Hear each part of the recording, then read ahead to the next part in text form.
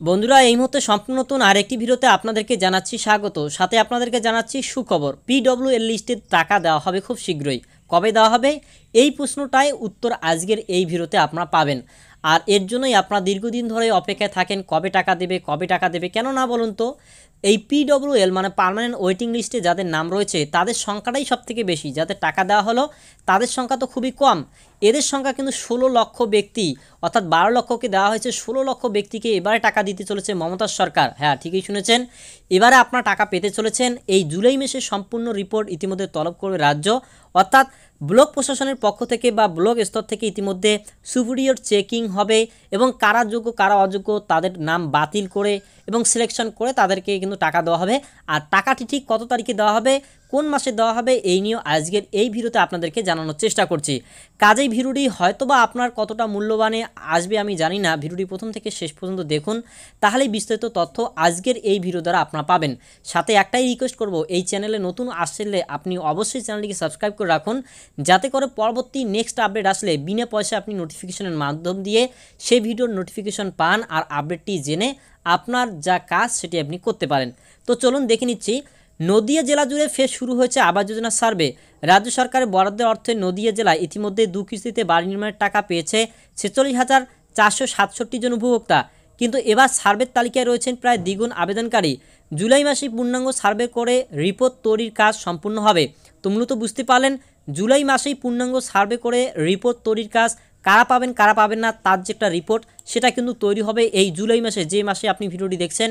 পরবর্তীতেও যদি আপনি দেখেন তাহলে মনে রাখবেন এই মাসটিতেই রিপোর্ট তৈরি হয়েছে। যদিও এই দ্বিতীয় পর্বের প্রথম কিস্তির টাকা কবে ঢুকবে তার নির্দিষ্ট কোনো দিনক্ষণ এখনও জানায়নি রাজ্য, তবে নিচের দিকে কী বলা হয়েছে সেটা একবারে আমরা দেখব। প্রসঙ্গত, কেন্দ্রীয় সরকার আবাস যোজনার টাকা না দেওয়ায় রাজ্য সরকার একাই সেই ব্যয়ভার নেওয়ার পরিকল্পনা নিয়েছিল। রাজ্য জুড়ে কয়েক লক্ষ মানুষ 2 কিস্তিতে বাড়ি তৈরির 1,20,000 টাকা পেয়েছিলেন। নদিয়া জেলায় 18টি ব্লক মিলিয়ে এই সংখ্যাটা ছিল 46,467 জন। তো এটি নদিয়া জেলার ক্ষেত্রে বলা হয়েছে। এবারে দেখুন নদিয়া জেলার ক্ষেত্রে কি বলা হয়েছে। জেলা প্রশাসনের রিপোর্ট বলছে ইতিমধ্যে তাদের 98.5% বাড়ির লিন্টেন পর্যন্ত কাজ শেষ করেছেন। এমতো অবস্থায় ফের ব্লকে শুরু হয়েছে সার্ভের কাজ।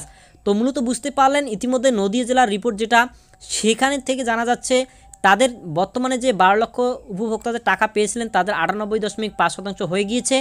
তারপরে এবারে যাদেরকে পরবর্তী দ্বিতীয় ধাপে টাকা দেওয়া হবে 16 লক্ষ ব্যক্তিদেরকে, অর্থাৎ পিডব্লিউএলদের, তাদের কিন্তু এবারে ফের ব্লকে শুরু হলো সার্ভের কাজ। প্রশাসন সূত্রে খবর, সর্বমোট আবাস আবেদনকারীর তালিকায় ছিলেন 1,28,000 মানুষ। তাদের মধ্যে প্রথম পর্বের টাকা পেয়েছেন 46,000 মানুষ, অর্থাৎ এখনও বাকি 86,649 জন আবেদনকারী, যারা এতদিন পার্মানেন্ট ওয়েটিং লিস্টের আওতায় ছিলেন। গ্রাম পঞ্চায়েত স্তরে তাদের ভেরিফিকেশন হয়ে গিয়েছিল আগেই, এবার শুরু হয়েছে ব্লক স্তরে সুপিরিয়র চেকিং। তো মূলত বুঝতে পারলেন গ্রাম স্তরের মানে গ্রাম পঞ্চায়েত স্তরের আগেই কিন্তু আপনাদের যাদের পার্মানেন্ট ওয়েটিং লিস্টে আসছিল নাম তাদের কিন্তু চেকিং হয়ে গিয়েছে বা সার্ভে হয়ে গিয়েছে। আর এবারে কিন্তু আপনাদের ব্লক স্তর থেকে সুপিরিয়র চেকিং হবে, আর এটাই কিন্তু আপনারা দেখতে পারলেন। আর নদিয়া জেলায় এর যে আবেদনকারীর সংখ্যা সেটা কিন্তু আগের তুলনায় এবারে দ্বিগুণ। আর আপনাদেরকে বলে রাখি এবারে কি ডকুমেন্টস চেক করতে পারে সেই বিষয়টি আপনারা অবশ্যই আগের যা ডকুমেন্ট চেয়েছিল সেই অনুযায়ী আপনারা প্রস্তুতি রাখবেন। অর্থাৎ ব্লক প্রশাসনের কর্তারা বাড়ি বাড়ি গিয়ে যাচাই করবেন আদৌ তাদের মধ্যে কে সত্যিকারের যোগ্য, অর্থাৎ কারা যোগ্য নয়, সেই অনুযায়ী রিপোর্ট তৈরি করবে। যার কারণে আপনাদের নামগুলো কিন্তু বাতিল হতে চলেছে অনেকেরই, যারা যোগ্য হবেন বেসিক্যালি তাদের নাম থাকবে। অনুমান করা হচ্ছে বিধানসভা ভোটের আগেই বাড়ি তৈরির জন্য টাকা পাবেন এই 86,000 মানুষ। তো মূলত নদিয়া জেলার যেটা রিপোর্ট সেই অনুযায়ী সেখানকার 86,000 মানুষ রয়েছেন, সেই মানুষরা কিন্তু বিধানসভা ভোটের আগেই পাবেন। আর বিধানসভা ভোট কিন্তু এপ্রিল মে মাসের দিকে হওয়ার সম্ভাবনা রয়েছে, তার আগেই পাবেন। মুখ্যমন্ত্রী এর আগের একটি বক্তব্যে বলেছিলেন যে ডিসেম্বর শেষ হওয়ার আগেই আমরা তাদের প্রথম কিস্তি দেব এবং দ্বিতীয় কিস্তি মের দিকে দেব। তবে এই দ্বিতীয় কিস্তি দেওয়া হবে নাকি একবারই টাকা দেওয়া হবে সেই প্রসেসটাও কিন্তু এখানে বলা হয়েছে, আমি একটু পরে আপনাদেরকে দেখিয়ে দিচ্ছি। দেখুন এখানে বলা হচ্ছে এখনও পর্যন্ত এই 86,000-এর মধ্যে 51,765 জনের ব্লক স্তরে যাচাইয়ের কাজ শেষ হয়ে গিয়েছে।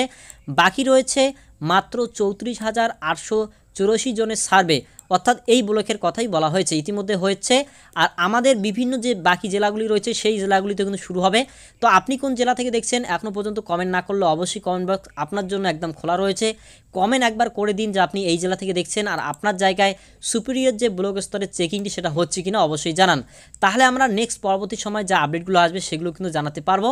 এবার বলা হচ্ছে এর মধ্যে সার্ভের কাজ প্রায় শেষ করে ফেলেছে কৃষ্ণনগর 2 নং ব্লক এবং চাকদা ব্লক। তো মূলত বুঝতে পারলেন ইতিমধ্যে কিন্তু অনেক যে ব্লকে কিন্তু যে সার্ভের কাজ সেটা কিন্তু শেষও প্রায় শেষের দিকে, তবে অনেকটাই পিছিয়ে নবদ্বীপ, কালীগঞ্জ, হাঁসখালী এবং কৃষ্ণগঞ্জ ব্লক। এর মধ্যে অবশ্য কালীগঞ্জের উপনির্বাচনের কারণে সার্ভের কাজ ব্যাহত হয়েছে, তবু জেলা প্রশাসন লক্ষ্য নিয়েছে জুলাই মাসের মধ্যেই সার্ভের কাজ সম্পূর্ণ করার। অর্থাৎ ইতিমধ্যে জেলা প্রশাসনের পক্ষ থেকে ইতিমধ্যে লক্ষ্য নিয়েছে তারা, তাদের ব্লক যতগুলো রয়েছে তাদের সার্ভের কাজ কিন্তু জুলাই শেষ হচ্ছে, অর্থাৎ জুলাই মাসের দিকেই আপনাদের সার্ভের কাজ কিন্তু সম্পূর্ণ হবে।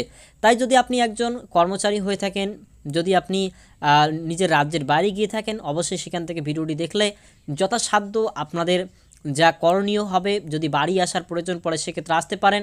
অন্যত্রে যার দ্বারা ভেরিফিকেশনটি সম্পূর্ণ হবে, ডকুমেন্টস দিয়ে ভেরিফিকেশন সম্পূর্ণ হবে, সেটাই করার চেষ্টা করবেন।